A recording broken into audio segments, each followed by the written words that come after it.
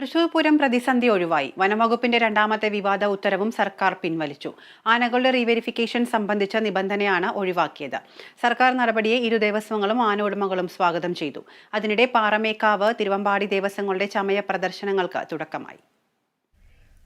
ആനകളുടെ പരിശോധനയ്ക്ക് വനം വകുപ്പിന്റെ വൻ സംഘത്തെ നിയോഗിച്ചുകൊണ്ടുള്ള ഉത്തരവിലായിരുന്നു ആനകളെ റീവെരിഫിക്കേഷൻ നടത്തണമെന്ന നിർദ്ദേശം.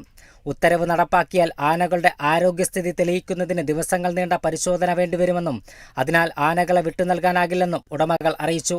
പിന്നാലെ ദേവസ്വവും പ്രതിഷേധം രേഖപ്പെടുത്തിയതോടെയാണ് റവന്യൂ മന്ത്രി കെ രാജൻ വനം വകുപ്പ് മന്ത്രിയുമായി സംസാരിച്ച് പ്രശ്നപരിഹാരം കണ്ടെത്തിയത്. CCF-മായി ബന്ധപ്പെട്ട് ഒരു സർക്കുലർ ഇറക്കിയിരുന്നു. ആ പ്രശ്നം ഇന്ന് രാവിലെ വനം വകുപ്പ് മന്ത്രിയുമായി നേരിട്ട് സംസാരിച്ചു.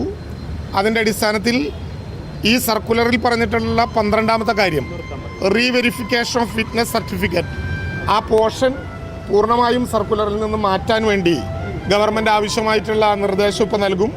അതുമായി ബന്ധപ്പെട്ട് വനം വകുപ്പ് മന്ത്രി തന്നെ നേരിട്ട് 12ാമത്തെ ആവശ്യം, അതായത് റീവെരിഫിക്കേഷൻ എന്ന ആവശ്യം സർക്കുലറിൽ നിന്ന് മാറ്റണം എന്നാലോചിച്ചു.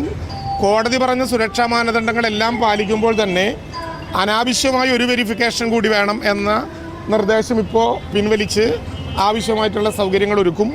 ഒരു തർക്കവും ഇതുമായി ബന്ധപ്പെട്ടില്ല. പൂരപ്രേമികളും സംഘാടകരുമായി അതത് സമയങ്ങളിൽ ആലോചിച്ച് ഏതെങ്കിലും വിധത്തിലുള്ള പ്രയാസങ്ങളുണ്ടെങ്കിൽ അത് പരിഹരിച്ച് പൂരം നല്ലതുപോലെ നടത്തണം എന്ന് തന്നെയാണ് ഗവൺമെൻറ്റിൻ്റെ ധാരണ. വെറ്റിനറി ഡോക്ടർമാരുടെ പരിശോധനാ സർട്ടിഫിക്കറ്റുള്ള ആനകളുടെ ഫിറ്റ്നസ് പുനഃപരിശോധന അപ്രായോഗികമാണെന്ന് വനം വകുപ്പ് മന്ത്രി AK ശശീന്ദ്രനും വ്യക്തമാക്കി. അതിനിടെ തിരുവമ്പാടി, പാറമേക്കാവ് ദേവസ്വങ്ങളുടെ ചമയ പ്രദർശനത്തിന് തുടക്കമായി. ഇന്ന് വൈകുന്നേരം 7 മണിക്ക് സാമ്പിൾ വെടിക്കെട്ടും നടക്കും. നാളെയാണ് പൂരവിളംബരം. മറ്റന്നാളാണ് വിശ്വപ്രസിദ്ധമായ തൃശൂർ പൂരം. Kerala vision news, Thrissur.